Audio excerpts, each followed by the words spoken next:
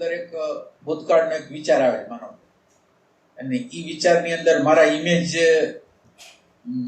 ઇમેજને હાનિ થાય એવું કંઈક આવ્યું, આમ સ્લાઇટ જ આવ્યું, પણ એને મારા અંતઃકરણને આખાને બગાડી નાખ્યું.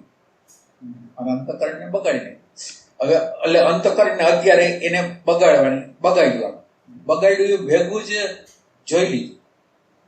જેવું એને આમાં શું થાય, એવી વસ્તુ હોય કે અનકોન્શિયસલી આખા અંતઃકરણને બગાડી નાખે, અને તમે એને એ વખતે જોયું, સમજાઈ ગયું, અને એની રીતે શાંત થઈ ગયું, એની રીતે વયું, અને સાચી રીતે વયું ગયું, દબાઈ ન ગયું, સમજાઈ ગયું, એ ટાઈપ એવું. એટલે આ એક એવું છે કે જો તમે આનો અભ્યાસ કર્યો હોય એટલે તમારી વેલ્યુએશન છે એ હવે તમારે છે ને, વેલ્યુ જે છે ને એ પ્રેમ, એટલે આ શબ્દ ન માનતા પ્રેમને આપવાની. એટલે મને કે મારું અંતઃકરણ બગડી ગયું તો મારે નેગેટિવિટીને વેલ્યુ અપાય કે મારી શાંતિને, મારા પ્રેમને અપાય? કોને અપાય? ને એ વખતે જ મને એવું લાગે કે આના કરતા આની વેલ્યુ વધારે છે. એટલે આ ધીરે ધીરે થાય, આમ જમ્પ ન લાગે.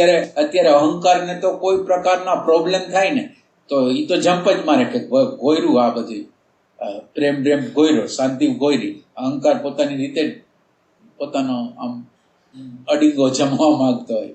એટલે એ વખતે તમારી અગર વેલ્યુ, એટલે આ સાધના છે એ વેલ્યુ, આ પ્રેમની, આનંદની, શાંતિની છે ને, એ તમને જેટલી સમજાય ને એટલું કામ આવશે.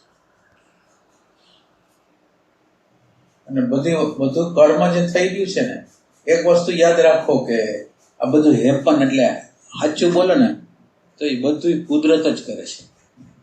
તમને ઠેસ લાગવાનું કામ હોય, તમારું અપમાન કરવાનું કામ હોય, તમને જસ આપવાનું કામ હોય, આ તમને જેટલો અહેસાસ વહેલો થઈ જાય ને આ બધું એની રીતે ઈ જ કરે છે. આપણે કાંઈ આમાં કાંઈ નથી. તો જો એને જ કરવું છે તો કરવા દો, અને મારે એના ઉપર કામ કરવું, એવો ભાવ તમે રાખો તો થાય. આ બધું હેપન છે, બધી વસ્તુ એની રીતે નિશ્ચિત થયેલી, અને એમ બનવાનું એમ જ છે. તમે જેમ તમારા જીવનનું ઓબ્ઝર્વેશન કરશો ને કે આ ઘટના કેવી રીતે મારા મગજની અંદર તો આ થઈ જ ન શકે, આ કેવી રીતે આવ્યું, આ કેવી રીતે. આપણે કાલે નક્કી કર્યું હતું કે આપણે અહીંયા આવવાનું, આમ જ તો આમ બસ ઈચ્છા થઈ ગઈ ને મેં ફોન કર્યો, બસ એટલી જ વાત છે, બીજું કાંઈ નહીં. પણ એની રીતે થઈ ગયું ને, તો હવે એની રીતે થઈ ગયું એમાં હું એમ કહું કે મેં ફોન કર્યો ને કે મેં આમંત્રણ આપ્યું ને, એ બધું કાંઈ આપણે એના રમકડા જેવા હોય. એને જ્યારે આ જગ્યાએ મને મોકલવો જ છે અને આ જગ્યાએ મને અણુ પરમાણુ અહીંયા ખેંચી જ લઈ આવે છે, તો એ હેપન છે. એટલે જેટલી વસ્તુ આપણને ખ્યાલ આવે ને કે હું કરતો નથી, એટલી વાત સારી કહેવાય. આપણે કરી છીએ એ ભ્રમ છે ખાલી. કર્મના અણુ પરમાણુ હોય ને એ આપણને ધક્કો મારીને કરાવતો હોય, એને આપણે હુંનું નામ આપીએ. કર્મના અણુ પરમાણુ જ છે. તમે એમ સમજો, એક સમય તમારો એવો હતો કે તમને એમ થતું કે લગ્ન ન કરવા જોઈએ, ઈ એક અણુ પરમાણુ હતા.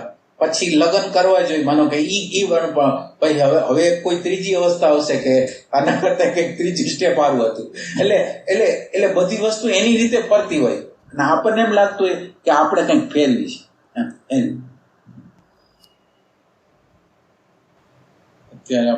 અત્યારે આ ધ્યાન કરવાનો પ્રયત્ન કરી છે કે એની મેળા થઈ જાય. તમે કંઈ નથી કરતા, હું કંઈ નથી કરતો, કોઈ કંઈ કરતું નથી. તો હવે આને આપણા ખાતામાં કેવી રીતે ખતવી કે મને ધ્યાન લાગે છે, તમે વાંચું બધું. આ માનો કે કંઈક એવી ઘટના એ ઘટાડે છે કે જેથી ઘણી વાર તમે આમ જોતા હશો કે અચાનક રીતે કોઈ શાંતિ આવી જાય, અચાનક રીતે કોઈ આનંદ આવી જાય. તો અચાનક રીતે આવી જાય છે, એમાં મારો ફાળો શું છે? એની કોઈ ઇન્ટેલિજન્સ જ છે? મારી તો કોઈ આમાં અત્યારે તો મહેનત નથી, અને એ આપોઆપ આવી જાય છે. એટલે આ એક વાત યાદ રાખવાની, આ બધું એની રીતે એ પોતે જ કરે છે બધું.